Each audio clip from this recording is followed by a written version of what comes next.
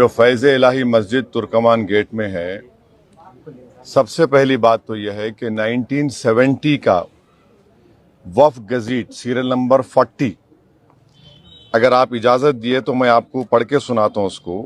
थोड़ा लंबा जवाब रहेगा, आप लोग फास्ट फूड का जवाब मत लो मेरे से। तो ये मेरे का गज़ीट कॉपी है, serial number 40 of 1970, Khwaja Faiz Ilahi mosque alias Masjid Ghousiyan and graveyard. इसमें 1970 में लिखा हुआ है over 100 years worship and burial of dead bodies. ये वार्ड नंबर लिखा हुआ है, राइट। नंबर 1 ये। दूसरी बात यह है कि हमने प्लेसेस ऑफ वर्शिप एक्ट बनाया कि 15 अगस्त 1947 को जो भी रिलीजियस स्ट्रक्चर जिस किसी समुदाय का होगा, बाबरी मस्जिद को छोड़कर, उसको डिस्टर्ब नहीं किया जाएगा। ये 2 बात ज़हन में रखिए। तीसरा क्या हुआ कि नवंबर 2024 को 12 नवंबर 2025 को दिल्ली हाई कोर्ट ने ये कहा अपने ऑर्डर में, this petition filed in public interest seeks a direction for removal of certain encroachments said to have been found in a joint survey report herein referred to as JSR। Third point ये है कि अब ये जो joint सर्वे हुआ, joint सर्वे में कौन party है, इसमें कौन थे सर्वे रिपोर्ट, सर्वे जब हुआ, conducted by officials of MCD, DDA, land and development office जो मिनिस्ट्री ऑफ अर्बन डेवलपमेंट का है, और चौथा रेवेन्यू डिपार्टमेंट और पब्लिक वर्क्स। जब मेरी जमीन है, आप मेरे को नहीं रख रहे सर्वे में, हाँ मेरी जमीन है, सर्वे मेरे को नहीं रख रहे। चौथी बात यह है कि दिल्ली हाई कोर्ट का जजमेंट गलत है। क्यों गलत है डिवीजन बेंच का? क्योंकि उन्होंने टाइटल डिसाइड कर दिया। अगर जब मेरा मालिकाना हक है उसके ऊपर, तो रूल पोजीशन यह है लॉ के लिहाज से वो वक्फ ट्राइब्यूनल को जाना।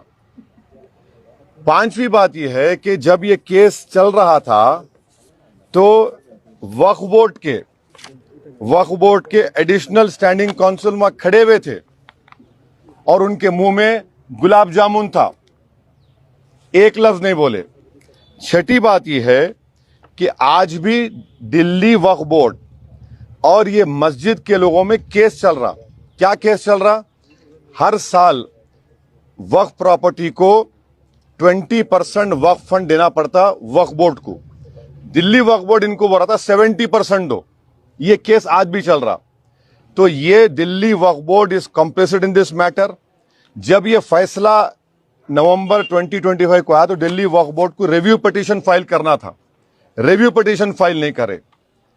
और ये एक बात याद रखिए, दिल्ली वक्फ बोर्ड के एडमिनिस्ट्रेटर और MCD का हेड जो थे, एक ही आदमी था।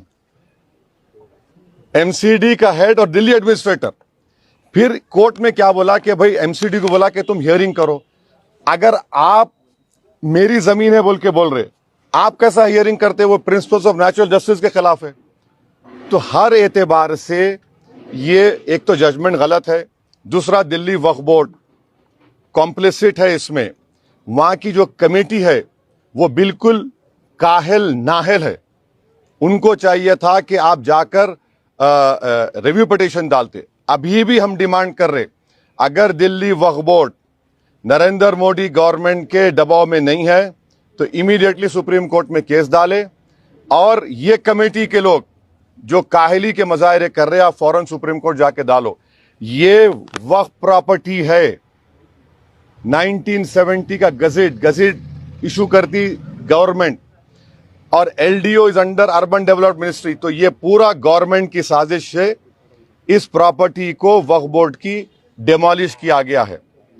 इसीलिए ये इसका फैक्ट है जो आपके सामने मैं बयान किया। आप नहीं, और एक है नेशनल का, सुप्रीम कोर्ट का बेल का नहीं होना। 2 करोड़ से ज्यादा ऑर्डर हाँ, सुप्रीम कोर्ट का SIR होना नहीं होना, तो सुप्रीम कोर्ट का बेल का ऑर्डर होना नहीं होना, होना ना। आप लोग अखबार पढ़ते, हाँ अखबार पढ़ते होंगे आप लोग, माशाल्लाह अखबार वाले हैं। आज टाइम्स ऑफ इंडिया में मैं फोटो लेकर रखा, नहीं सुनिए एक मिनट ठहरिए। टाइम्स ऑफ इंडिया में आज टाइम्स ऑफ इंडिया में 2 रिपोर्टिंग है। एक रिपोर्टिंग क्या है जो आपके अपने महाराष्ट्र के से रिलेटेड है कि एक साहब थे कैलाश रामचंदानी 2019 में नेक्सलाइट्स उन्होंने ट्रिगर ब्लास्ट करी आईडी का 15 पुलिस वाले गढ़जी चोली में मारे गए थे। ये गढ़जी चोली ये आदिलाबाद के बाजू है। इनका नाम था वन कैलाश रामचंद्र। इन्होंने जून 19 में ये 2019 में वाकया हुआ। ये इनको जब से उन्होंने जेल में है, तो जब chief justice of India justice Suryakant साहब और जस्टिस बागची के पास गया तो गवर्नमेंट क्या बोली, the blast was triggered on the signal given by the accused. The bench said, your success story against left-wing extremism cannot be based on arrest alone. There must be speedy trial, which is possible only when government sets up exclusive special courts to try cases of this nature. Since there are many cases pending before the same trial judge and prosecution has cited many witnesses, the trial is not going to be concluded in the near future. तो उन्होंने क्या किया, interim bell दिया उनको। Number one क्या बोला कि interim bell दिया 2019 में। एक और केस में जस्टिस संजय कुमार साहब और जस्टिस आलोक आरदे ने एक एमटेक चेयरमैन पीएमएलए का सेक्शन लगा। पीएमएलए में ट्विन टेस्ट होता। ट्विन टेस्ट का मतलब क्या है कि आप जज को प्रूव करना कि आप इनोसेंट है और दूसरा के बेल दिए तो भागना नहीं। तो उस केस में जस्टिस संजय कुमार साहब ने कहा, the right to speedy trial enshrined under Article 21 of the Constitution is not eclipsed by the nature of the offense.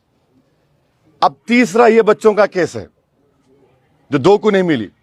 आप देख लो, एक जज का बेंच ये बोल रहा, एक जज का बेंच ये बोल रहा, एक जज का बेंच ये बोल रहा। तो मेरे को जरा मैं सरप्राइज हूं, शॉक हूं, ये क्या हो रहा है। चौथी बात ये है कि वो जो उन्होंने क्या किया, उन्होंने वो जो बेल का कंडीशन लगाया, जिनको बेल दिए कि कोई ये नहीं करना, बोलना नहीं। तो एक शेर है, ये दस्तूर जबाबंदी है कैसी तेरी महफिल में, ये दस्तूर जबाबंदी कैसी है तेरी महफिल में, जहां बात करने को तरसती है ज़बां मेरी।